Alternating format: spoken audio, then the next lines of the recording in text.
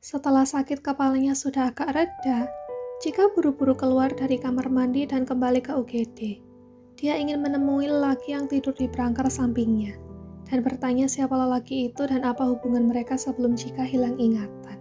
Tapi saat sampai di UGD, tubuh Cika langsung lemas karena lelaki yang sering muncul dalam mimpinya itu sudah tidak ada di sana. Berangkarnya kosong, entah kemana lelaki itu pergi sekarang. "Sus, pasien yang tadi ada di sini kemana?" tanya Cika kepada seorang perawat. "Saya kurang tahu, Mbak, mungkin sudah pulang," jawab perawat itu. Kedua bau Cika langsung merosot. Matanya menatap nanar berangkar yang tadi ditempati oleh Araf. Entah kenapa ada perasaan sedih yang menyeruak di dalam hatinya. Cika tidak tahu pasti apa alasannya. Mungkin karena dia gagal bertemu dan mencari informasi dari lelaki itu. Tapi kalau hanya itu saja, kenapa hatinya seakan merasa kosong? Kenapa dia merasa ada lubang besar di hatinya saat kehilangan lelaki itu? Kenapa tadi aku nggak langsung sadar kalau dia laki-laki yang ada dalam mimpiku? Kalau udah kayak gini, aku harus cari dia kemana? Tanya Cika dalam hati sambil menghembuskan nafas. Sementara itu, di tempat lain Araf sedang berjalan sambil melihat ke segala arah, mencari keberadaan Nai. Tadi saat membuka mata dan tak mendapati Nai di sampingnya, nafas Araf langsung sesak memikirkan kemungkinan kalau Nai pergi meninggalkannya. Araf khawatir kalau Nai merawatnya di rumah tadi hanya karena gadis itu kasihan pada Araf yang sedang sakit. Dan setelah mengantar Araf untuk berobat, Nai akan menghubungi bibi atau paman Araf. Setelah itu Nai akan pulang ke rumah orang tuanya. Tidak, Araf tidak mau jika gadis itu pergi meninggalkannya. Makanya begitu sadar, Araf langsung turun meninggalkan berangkarnya dan mencari keberadaan Nai. Dan saat matanya berhasil menemukan sosok yang sejak tadi dicarinya, Araf langsung berjalan cepat dan memeluk tubuh Nai dengan erat. "Kamu kemana aja sih? Kenapa tadi saya ditinggal sendiri?" tanya Araf seperti anak kecil yang sedang merajuk ditinggal oleh ibunya. "Pak, lepasin dong Pak, malu tahu, kita jadi tontonan orang-orang ini," ucap Nai mengingatkan karena Araf malah memeluknya semakin erat. Bahkan lelaki itu juga menenggelamkan wajahnya di jeruk leher Nai yang tertutup hijab. Araf menggelengkan kepalanya. "Gak mau, nanti kalau saya lepasin, kamu bakal pergi lagi." Gelek. Nai menelan ludah susah payah saat mendengar Araf mengatakan hal tersebut dengan nada manja. "Aku gak bakal pergi, jadi lepasin dulu ya. Lagian aku juga cuma ngurus administrasi doang kok," jawab Nai yang coba meyakinkan Araf. Tapi percuma saja. Araf malah makin mengeratkan pelukannya sambil membuat Nai sesak nafas. Karena Araf memeluknya terlalu erat ditambah grogi juga. "Saya nggak percaya," rajuk Araf. "Ih, kok bapak kayak anak kecil sih kalau lagi sakit? Bapak nggak malu sama umur apa? Biarin aja." Nai berusaha untuk melepaskan tangan Araf.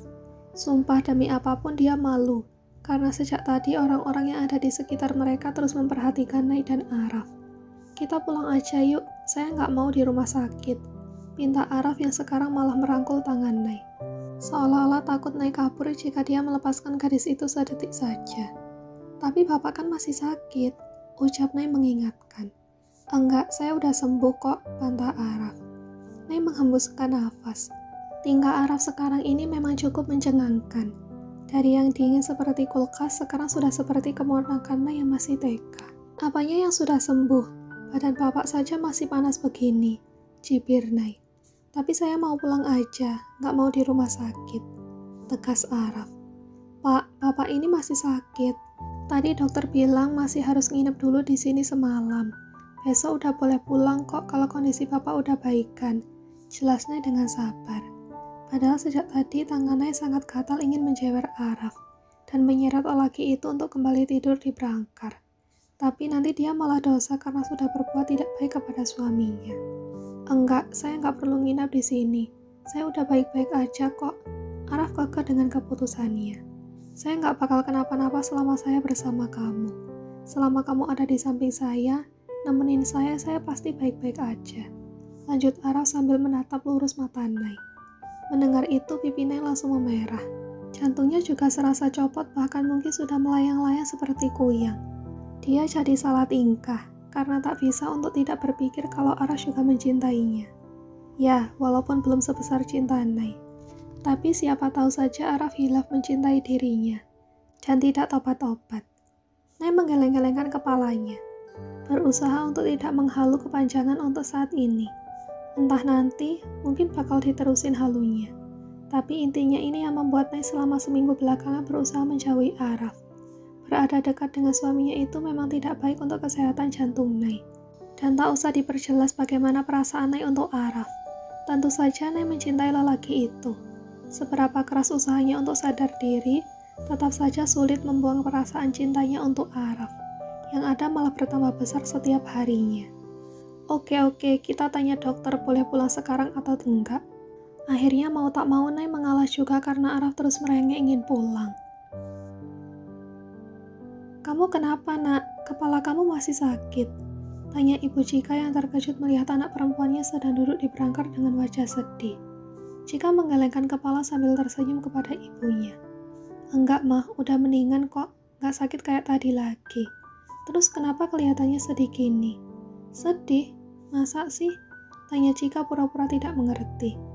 Ini muka kamu murung gitu, jawab Ibu Cika sambil mengelus pipi putrinya. Perasaan mama aja kali, aku gak apa-apa kok mah, cuma masih pusing aja, ucap Cika meyakinkan. Kamu mau nginep di sini aja nak? Enggak ah, aku mau pulang aja, bosan kalau harus nginep di rumah sakit, tolak Cika. Lelaki yang ingin ditemuinya tidak ada di rumah sakit. Jadi buat apa juga dia menginap di sana?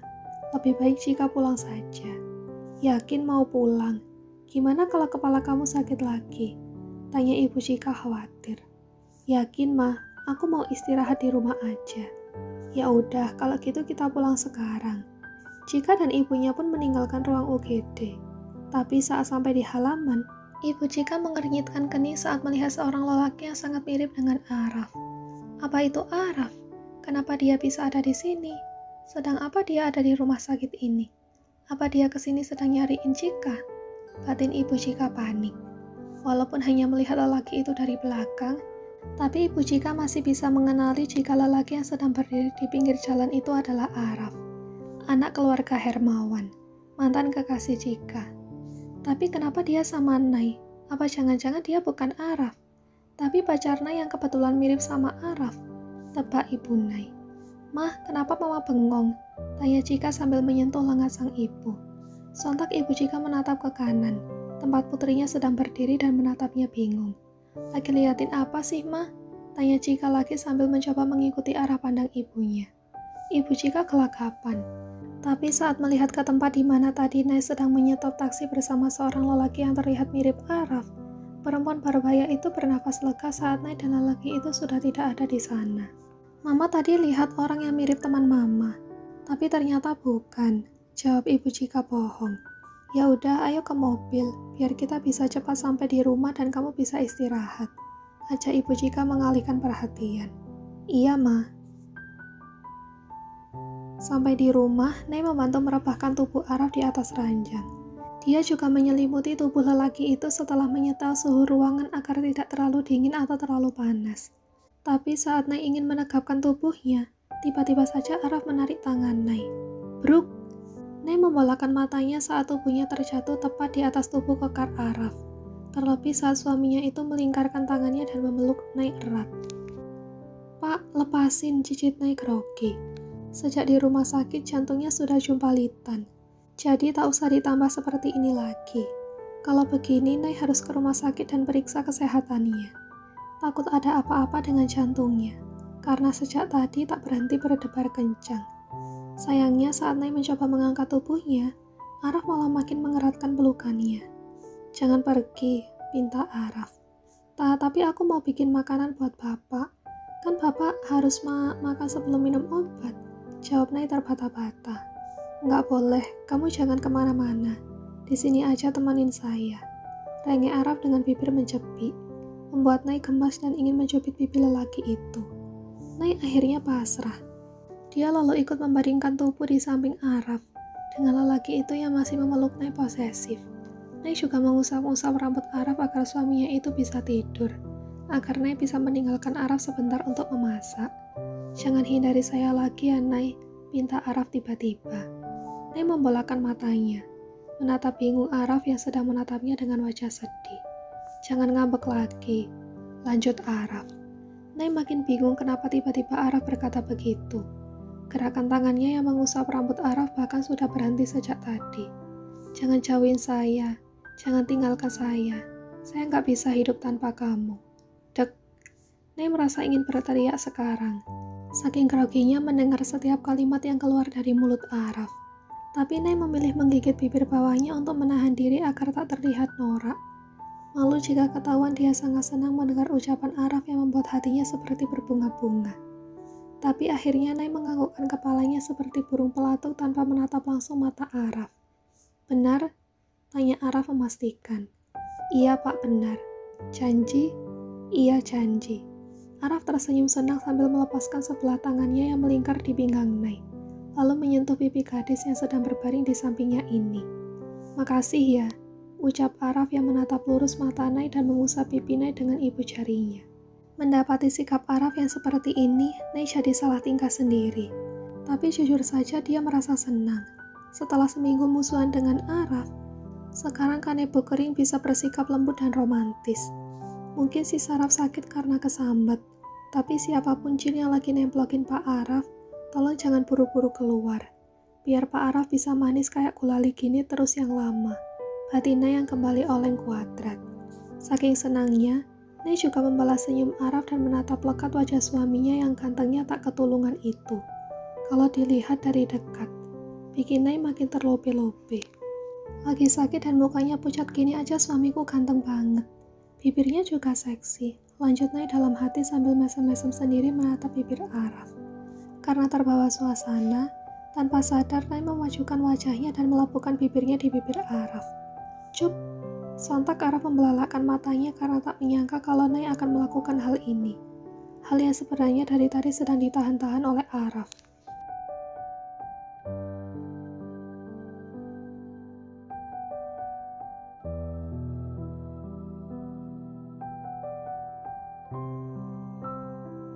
Nay melotot kaget sendiri dengan apa yang baru saja dia lakukan. Ya ampun, berdosa banget kamu Nay, masih kecil udah berani cium-cium. Nanti ketahuan sama Ustazah Laila pasti diceramahin. Batin Nay yang sedang oleng, lupa kalau yang disosor ini adalah suaminya sendiri. Tapi saat hendak menjauhkan bibirnya dari bibir Araf, dengan sikap tangan Araf menahan tengkuk Nay. Lalu gantian bibir lelaki itu yang bergerak melumat bibir Nay. Membuat Nay yang masih melotot karena syok dengan jantung yang sibuk jedak-jeduk perlahan memejamkan matanya. Hanyut dalam gerakan bibir Araf yang terasa lembut. Tak hanya menikmati ciuman dari Araf, Nay yang penasaran balas mencium bibir lelaki itu. Nay mengikuti apa yang Araf lakukan walaupun gerakannya masih kaku. Membuat Araf menyunggingkan senyum di tengah pakutannya. Bahkan Araf sudah mengubah posisi mereka dari berbaring miring menjadi Nay yang sekarang berada di bawah kungkungannya. Saat merasakan Nay yang hampir kehabisan nafas, Araf melepas pakutan mereka. Namun seolah tak mau memberi Nay waktu untuk mengumpulkan kewarasannya, bibir Araf bergerak turun ke cekuk leher gadis itu. Lidahnya juga turut membuat sebuah desahan lolos dari bibir Nay. Membuat Nay yang baru pertama merasakan sensasi baru ini, jadi belingsatan sendiri dengan tangan yang meremat kuat selimut. Dia bahkan menggigit bibir bawahnya kuat-kuat, agar desahannya tak kembali keluar dari mulutnya sebab malu kepada Araf. Tapi melihat Nay yang sekuat tenaga menahan diri membuat Araf tertantang ingin mengetahui seberapa kuat pertahanan gadis itu. Dia ingin membuat Nay yang biasa berisik jadi lebih berisik saat diranjang, di bawah kendalinya. Sayangnya saat hendak bergerak lebih jauh, tiba-tiba suara dering ponsel berbunyi nyaring. Membuat Nay yang tadinya hampir gila atas ulah suaminya itu langsung tersadar dan dengan cepat mendorong tubuh Araf. Papa, aku mau angkat telepon dulu. Pamit Nay yang bergegas bangkit dari ranjang dan meraih ponselnya yang ada di nakas. Araf yang merasa kesal karena kegiatannya terganggu hanya mengangguk lesu sambil mengeratkan rahangnya. Tak mungkin dia menahan Nay dan memaksa gadis itu untuk melanjutkan aktivitas mereka yang sudah terlanjur panas tadi. Apalagi sebuah kemajuan karena Nay tadi tidak menolaknya. Setelah mendapatkan izin dari Araf, Nay buru-buru lari ke kamarnya. Brak! Sampai di kamarnya, Nay langsung menutup pintu dengan kencang. Jantungnya sudah berdetak kacau. Nafasnya juga tak beraturan seperti siput yang habis disuruh lari maraton. Kakinya juga terasa seperti jeli. Sulit sekali menopang tubuh Nay untuk berdiri sempurna sehingga secara otomatis Nay yang menyandarkan punggungnya ke pintu perlahan merosotkan tubuhnya ke lantai. Dengan tangan yang memegang dada sambil memejamkan mata kuat-kuat. Antara malu dan senang juga atas apa yang dilakukan barusan dengan Araf. Oh my god, kamu kok bisa-bisanya nekat sih, Nay? Mana udah berani balas-balas cium si kodok saraf lagi. Batin Nay sambil menahan diri agar tidak menjerit saking gregetannya. Nay menyentuh bibirnya lalu jarinya perlahan pindah ke leher. Menyentuh bagian yang tadi dijelajahi oleh bibir dan lidah Araf sambil mesem-mesem sendiri. Ih, aku kok jadi kayak orang dewasa deh pakai peradegan dewasa segala tadi sama Pak Araf. Ya ampun, otak hamba tercemari oleh suami hamba ya Allah. Batin Nay yang saking ngereok mengingat apa yang terjadi di kamar sebelah. Nay baru berhenti ngereok dalam hati saat ponselnya kembali berbunyi. Saking merasa sudah gila, Nay sampai melupakan kalau tadi dia pamit karena ada telepon dari Anggi. Makasih Anggi udah nolongin aku tadi. Kalau nggak ada telepon dari kamu, bisa di-unboxing aku sama si kodok saraf. Ucap Nay sebelum menggeser tombol gagang telepon warna hijau. Halo Nay, sapa seseorang di seberang sana. Nay menjauhkan ponselnya dari telinga lalu menatap layar. Di sana tertulis nama Anggi, tapi yang Nay dengar suara Yoga. Halo Nggi, kok suara kamu sekarang mirip sama suara Yoga sih? Tanya Nay bingung. Ini aku Yoga, saut Yoga yang ternyata menghubungi Nay dengan ponsel Anggi. Yoga? Tapi ini nomor Anggi. Akibat apa yang tadi dilakukannya dengan Araf, otaknya mendadak tulalit. Nay masih tak mengerti kenapa yang menelepon Anggi tapi yang bicara malah Yoga. Aku pinjam HP-nya Anggi, soalnya aku kan belum punya nomor kamu. Kamu belum tentu juga mau angkat kalau aku yang telepon kamu pakai nomorku sendiri. Jelas Yoga. Oh, Nay manggut-manggut. Dia setuju dengan ucapan Yoga. Kalau nama yang muncul di layar Nay itu adalah nama Yoga. Sudah pasti Nay akan langsung mereject panggilan masuk dari mantannya itu. Terus ngapain kamu telepon aku? Tanya Nay judes. Kamu gimana keadaannya sekarang? Udah sembuh? Kamu nelpon cuma buat tanya itu aja. Ih, batal makasih aku. Tahu gitu mending aku terusin aja tadi. Batin Nay dengan bibir menjepik. Gimana kah? Nay udah sembuh apa masih melilit perutnya? Terdengar suara Dita di seberang sana. Terus tugasnya gimana? Itu suara Anggi. Betul dia yang kerjain kan? Gue mau mabar nih. Suara malas-malasan Bagas turut terdengar. Nay ngedumel dalam hati saat mendengar ucapan Bagas. Sepertinya teman-teman kelompoknya masih kumpul di kelas sebelum membubarkan diri. Atau mau ngerjain di rumah Nay aja? Gue belum pernah ke rumahnya si Oncom. Penasaran gue bentuknya gimana. Riri ikut memberi saran. Sontak mata Nay langsung melotot mendengar ide gila yang diberikan Rini. Ngerjain tugas di rumah aku. Kalau di rumah ayah ibu kejauhan. Tapi nggak mungkin juga ngerjain di sini. Batin Nay shock. Soal tugas gampang, nanti aku kerjakan sendiri tugasnya. Besok aku bawa ke sekolah. Ucap Nay menjawab pertanyaan teman-temannya soal tugas kelompok mereka, yang rencananya akan dirampungkan hari ini. Kamu nggak apa-apa ngerjain tugas sendiri? Terdengar suara khawatir Yoga. Kayaknya ide Riri bagus juga. Kita mending pada ke rumah kamu aja buat lanjutin tugas kelompok sekalian jenguk kamu. Jangan gila Deka, kamu kan tahu aku tinggal di mana sekarang. Bentak Nay panik. Tapi kita juga nggak mungkin tega biarin kamu kerjain tugas sendiri di saat lagi sakit gini. Balas Yoga khawatir. Tenang aja, pasti kelar kok. Ngumpul juga tugasnya banyakan aku yang kerjain daripada kalian. Jadi kamu nggak usah modus sok-sokan perhatian. Ucap Nay ketus sebelum mematikan telepon secara sepihak. Mendengar suara Yoga dan rencana mantannya itu untuk belajar kelompok padahal mau curi-curi waktu buat dekat-dekat dengan Nay. Nay jadi kesal sendiri. Hatinya yang tadi sibuk ngereok kini sudah berubah seperti kena guyur tsunami. Moodnya langsung hancur seketika. Nay langsung meletakkan ponsel yang dipegangnya di kasur. Kamu di sini aja ya, Pe, biar gak berisik lagi kalau pas aku sama si kodok saraf sampai hilaf. Ucap Nay sambil menepuk-nepuk ponselnya dan cekiknya sendiri karena malu. Setelah itu, Nay meninggalkan kamarnya untuk kembali ke kamar Araf. Dia ingin mengecek suaminya itu. Tapi saat masuk ke kamar Araf, ternyata Araf sudah terlelap. Cepat sembuh ya pangeran kodoknya aku, bisik Nay sambil mengusap rambut Araf. Lalu melabuhkan kecupan sebelum keluar dari kamar lelaki itu untuk memasak makan siang. Sementara itu di tempat lain, Cika yang sedang menatap keluar jendela merasa kepalanya kembali berdenyut nyeri. Sekelebat bayangan arah perlahan mulai bermunculan. Hati-hati yang, nanti kamu jatuh. Terdengar suara arah beserta bayangan saat Cika hendak menyeberangi anak sungai dengan menginjak bebatuan. Tangan Araf menggenggam kuat dirinya, dan matanya tampak fokus menatap Cika seolah memastikan agar Cika tak terluka. Lalu kelebat bayangan berganti menjadi di dalam mobil, di mana Araf sedang menyetir dengan sebelah tangan menggenggam tangan Cika yang duduk di samping kursi kemudi. Malam ini mau makan malam di mana? Tanya Araf sambil tersenyum manis. Kemudian suasana berganti. Tampak sebuah taman yang cukup ramai pengunjung sedang bertamasya. Lalu tiba-tiba muncul satu persatu anak kecil yang memberikan Cika serangkai mawar. Sampai akhirnya Araf yang kini berdiri di hadapannya sambil menutup wajah dengan sebuket mawar. Tara, happy anniversary kita yang ke-1 yang, ucap Araf sambil menyerahkan buket bunga mawar itu ke tangan Cika. Cika menggeleng-gelengkan kepalanya saat bayangan-bayangan itu beserta rasa sakit di kepalanya terus menyerang. Dia laki-laki yang sama dengan yang ada di rumah sakit tadi. Dan laki-laki yang sama dengan yang ada di mimpiku. Tapi semua bayangan ini gak pernah ada di mimpiku. Aku yakin gak pernah memimpikan ini sebelumnya. Gumam Cika sambil memegang kepalanya yang terasa seperti dipukul-pukul oleh palu. Sakit sekali rasanya sampai membuat Cika memejamkan mata kuat-kuat. Dan keringat sebesar biji jagung mengalir membasahi keningnya. Cika yakin kalau dari banyaknya mimpi tentang lelaki yang ditemuinya di rumah sakit tadi, tak ada satupun yang menggambarkan mereka sedang berada di taman untuk merayakan anniversary hubungan mereka yang ke-1.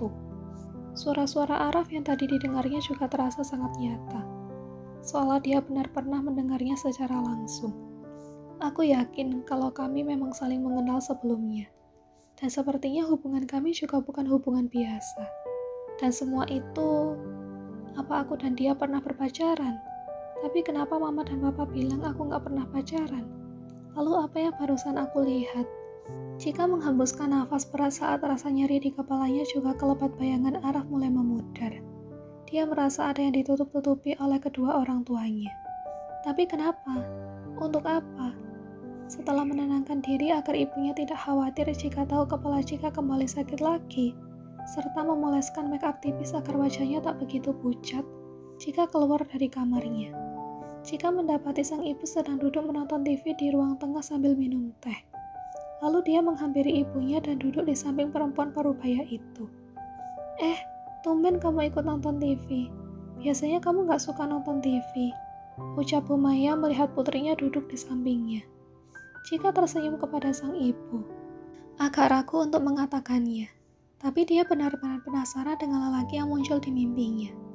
"Mah, Cika boleh tanya sesuatu?" Tanya Cika hati-hati. Bu Maya yang sedang menonton TV beralih menatap sang putri. Dan saat melihat wajah Cika yang tampak serius, Bu Maya memilih mematikan TV dan memiringkan sedikit posisi duduknya jadi menghadap Cika. "Kamu mau tanya apa? Kok kelihatan serius gitu?" Tanya Bu Maya penasaran. "Mah, aku punya pacar ya?" Tanya Cika to the point. Bu Maya membolakan matanya, tampak terkejut dengan pertanyaan Cika. "Pacar gimana maksud kamu?" Bu Maya balik bertanya. "Apa Raffi itu beneran pacar aku?" Tanya Cika sekali lagi. "Kamu masih kepikiran dengan yang diucapkan laki-laki yang di rumah sakit itu?" Bu Maya kelihatan tidak suka saat nama Raffi atau Araf keluar dari mulut putrinya. "Bukan itu, Ma. Tapi aku ngerasa kalau aku gak asing dengan nama Raffi. Aku juga sering mimpiin laki-laki yang sama dan entah kenapa aku ngerasa kalau dia itu orang yang spesial buat aku. Dan mungkin laki-laki itu Raffi." Bu Maya kembali terkejut dengan penjelasan anaknya. Tak menyangka jika Cika sering memimpikan Araf. Tapi dia berusaha menahan keterkejutannya. "Enggak sayang, kamu gak punya pacar. Dan kalaupun kamu punya kenalan yang namanya Raffi, dia bukan pacar kamu. Yang mama dan papa tahu teman kamu yang namanya Raffi itu ya teman SD kamu.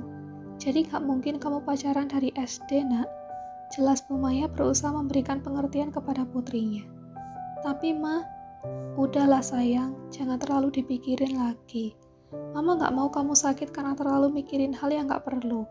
Lebih baik kamu istirahat biar cepat sembuh. Mama gak mau kamu sampai pingsan lagi kayak tadi pagi," ucap Bu Maya mengalihkan pembicaraan. Chika menghembuskan nafasnya lalu menganggukkan kepala. Ya udah, aku balik ke kamarku kalau gitu. Mau istirahat. Pamit Chika yang sudah bangkit dari duduknya. Chika kembali ke kamarnya. Tapi sejak tadi kepalanya sibuk membuat rencana. Karena itu setibanya di kamar, Chika langsung membuka lemari pakaian dan memasukkan 2 potong pakaian ke dalam tasnya juga dompetnya. Dia memutuskan untuk pergi dari rumah dan mencari lelaki yang dilihatnya di rumah sakit. Chika yakin kalau lelaki itu mungkin tinggal tak jauh dari sini. Mengingat rumah sakit tempat Chika berobat tadi bukan rumah sakit besar. Sore hari, sesuai dengan rencana Chika pergi meninggalkan rumah setelah merasa situasi aman. Ibunya memang biasa pergi ke rumah saudaranya jika sore hari. Makanya tanpa menunggu lama, Chika langsung mencangklongkan tas ranselnya dan buru-buru pergi. Setengah berlari, Chika menyusuri jalan saat masih berada di perkomplekan rumahnya. Namun saat hendak menyeberang jalan besar, tiba-tiba dari arah kanan sebuah mobil melesat kencang, membuat tubuh Chika membeku saat dia berada di tengah jalan. Cit! Mobil itu berhenti sebelum menabrak tubuh Chika. Tapi Chika yang syok langsung jatuh pingsan, membuat sang pengemudi panik dan buru-buru turun dari mobil untuk memeriksa kondisi Chika lalu menggendong Chika untuk membawanya ke rumah sakit.